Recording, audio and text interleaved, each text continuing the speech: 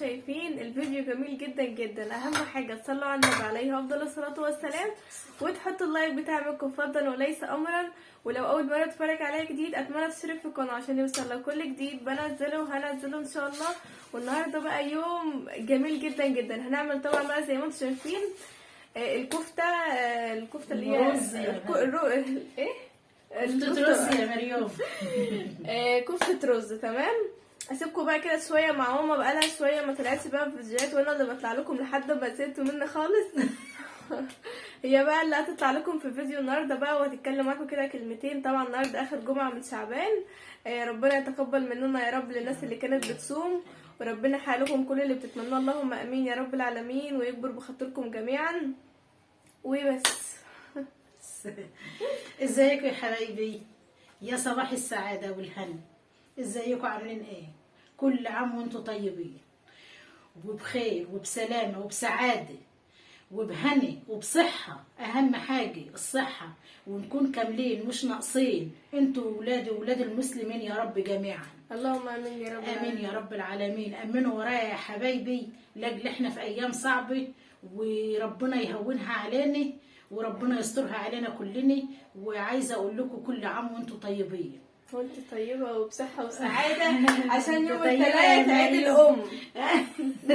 وانت طيبة يا مريم. يوم الثلاث عيد الأم، مش عارفين بقى عيد الأم ده هيجي ازاي وهيجي ازاي. أنا عايزة سعادتكم بس، والله أنا من جوايا ما أنا عايزة غير سعادة المسلمين جميعا، والحمد لله هي مرضية ومقتنعة، والحمد لله الحمد لله ومقنوعة إن شاء الله. الحمد لله. وكفايه رضاكم علينا، وكفايه كلامكم الحلو المريم دي، كفايه عندي بالدنيا والله العظيم. وما مريم بتقرا لي التعليقات بتاعتكم الحلوه، يعني ما تعرفوش انا ببقى مش مصدقه نفسي اصلا. بقى ده انتوا راحوا زي بعض كمان. انا حتى قلت لها غيري، قالت لا يا ماما عشان وحد يطول يبقى زي ماما. انا اعرف. فيا حبايبي بص بقى، احب اقول لك كده بقى والكاميرا مفتوحه كده والناس شايفانا، كل سنه وانت طيبه، والسنه الجايه يقعد علينا بخير وتكوني موجوده معانا كده وفاتحه البيت وانت طيبه. وكل ام في الدنيا بتكافح على عيالها وتحملت وصبرت وعاشت وسطرت بناتها، كل عام وهي بخير وبسعاده وبهنا وبصحه يا رب. لكل ام في الدنيا، لكل ام في الدنيا يا رب تعبت على اولادها وكافحت وصبرت زي كده، ربنا يسعدها ويهنيها ويجعله في ميزان حسناتها. ويا حبايبي تحرمش منك يا مريم.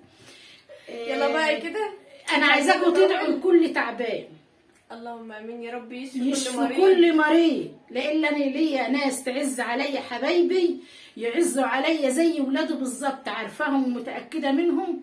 انا عايزه ادعي لكل مريض، وعايزاكم تدعوا معايا لكل مريض وكل تعبان وكل فيه عله، ربنا يزيح عنه وعننا وعن المسلمين جميعا يا حبايبي. اللهم امين.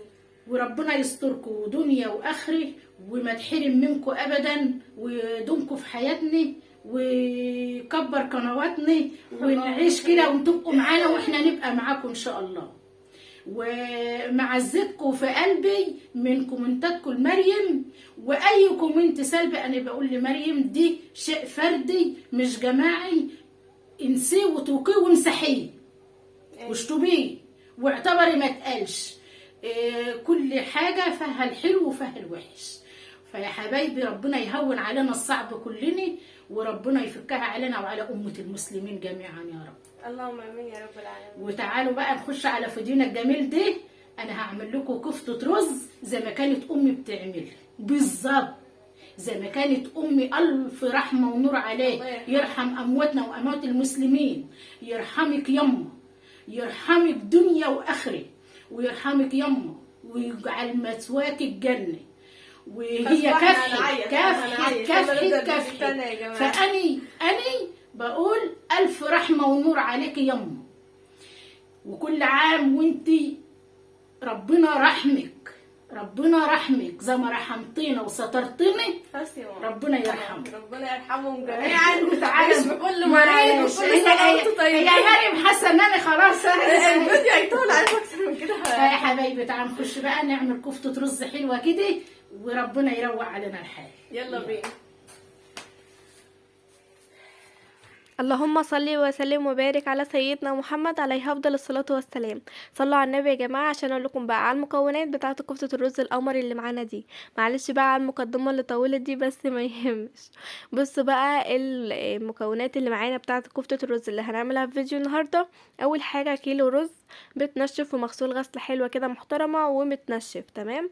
اما بقى بالنسبه للخضار فبصلتين وفصين توم كده، يجي شويه توم كده حلوين يعني، وشبت وكزبره متخرطين كده ومغسولين غسله حلوه، والكيلو اللحمه اللي معانا. بس طبعا احنا كترنا لحمه فيها فاخدت مننا 2 كيلو لحمه غير اللي انتوا شايفينه دوت. كان من غير الكاميرا يعني اخدت مننا 2 كيلو لحمه لان كنا مكترين فيها لحمه كتير. فاللهم صل وسلم وبارك على سيدنا محمد.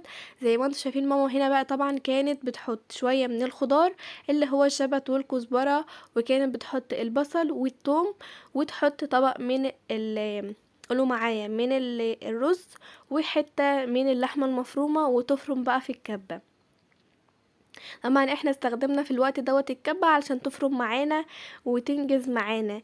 لكن احنا بعد ما خلصنا برضو كانت لازم تاخد مننا برضو ايه، ان انت تدعكيها كده بايدك، ان انت تفرميها برضو كده بايدك، تديلها كده ايه تركاية كده اللي هي الحاجات كده تدخل في بعضها.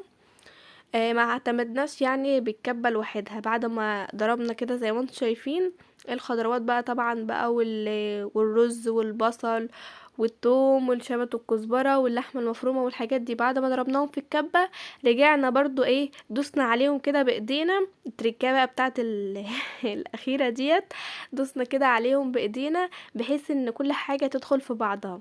فطبعا هنا بقى ايه قعدت ماما شويه قلت هشتغل انا بدلها. فاللهم صل وسلم وبارك على سيدنا محمد. كنت بحط شويه من الشبت والكزبره وشويه من البصل وحبيتين من الثوم وطبق من الرز المتنشف والمطحون في الكبه. طبعا هو احنا منشفينه وغسلينه ومظبطينه وطحنينه في كبه البهارات تمام. فاللهم صل وسلم وبارك على سيدنا محمد. وطبق من الرز المطحون وحته من اللحمه المفرومه، وتبداي طبعا بقى ان انت تفرمين في الكبه. بس احنا ما اعتمدناش على الكبه بس، يعني احنا فرمناهم في الكبه زي ما انتم شايفين، بس طبعا كانت لسه عايزه تتفرم كمان فرمه، فاحنا فرمناها كمان فرمه غير الفرمه اللي انتوا شايفينها الاولانيه دي. وبعد كده طبعا ماما قامت قاعده كده بقى وقامت ايه عاملاها بايديها بحيث ان كل حاجه تدخل في بعضها، يعني ما اعتمدناش على الكبه وبس. فاللهم صل وسلم وبارك على سيدنا محمد. صلوا على النبي يا جماعه عليه افضل الصلاه والسلام. خلاص بقى الكميه اللي معايا دي كلها. طبعا اللحمه احنا كنا مكترين لحمه في الكفته دي، كنا مكترين فيها كتير قوي، يعني كنا حاطين 2 كيلو بحيث ان اللحمه تكون فيها كتير وتكون باينه كده. فدوت الطبق التاني اهوت اللي هو اللي يبقوا كده 2 كيلو من اللحمه. وما عملناش الرز كله، يعني شايفين كل الرز دوت ما عملناهوش كله، احنا اخدنا منه بس كده ايه قولوا معايا نص كيلو بس، يعني من الكيلو الرز اخدنا منه نص كيلو. وبراحتك لو عايزه تكتري برضو من الرز المطحون حط رز مطحون، بس احنا كنا عايزين اللحمه تبقى كتير فما كترناش رز وحطينا ال2 كيلو لحمه وما حطيناش الكيلو الرز، يعني احنا حطينا نص كيلو من الرز المطحون وحطينا 2 كيلو من اللحمه المفرومه وحطينا الشبت والكزبره وحطينا البصلتين اللي احنا مخرطينهم دول وحطينا الثوم. بصوا بقى والتركه اللي هلوكم عليها ديت، ايه لو حسيتي كده ان الكفته معاكي ما دخلتش في بعضها كده ولسه ناشفه كده ومحصلمه كده، هتجيبي بصلايه متقشره كده ومتقطعه مكعبات وتفرميها معاها. دي الفرمه التانية يا جماعه. بعد الفرمه الاولانيه فرمناها فرمه تانية، دي الفرمه التانية بقى بعد ما حطينا البصليه ايه البطاطسايه حطينا البطاطسايه تمام. فبعد ما حطينا البطاطسايه كده مقطعينها مكعبات، دخلت بقى في بعضها وبقت معانا بصراحه زي الفل، وريحتها تحفه. بألف هنا على قلوب كل اللي هياكل منها. بصراحة كانت حلوة قوي، واللحمة كانت فيها كتير، وما كناش حاطين الرز كله، بالرغم ان احنا كنا حاطين 2 كيلو لحمة، فالمفروض ان احنا كنا نحط كيلو رز. بس احنا حطينا نص كيلو بس، يعني هي يعتبر كلها يعني لحمة مش كفتة رز اصلا. ديت الضربة التانية. دي الضربة الاخرانية بقى، اللي هو خلاص بقى هنضربها الضربة دي بقى وهنكيسها بقى في الاكياس بتاعة اللبن. لما تيجي المرحلة دي هقولكم برضو عليها.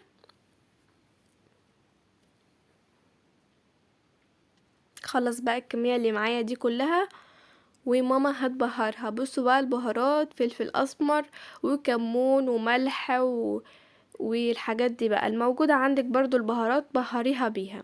حطينا فلفل اسمر وكمون وملح،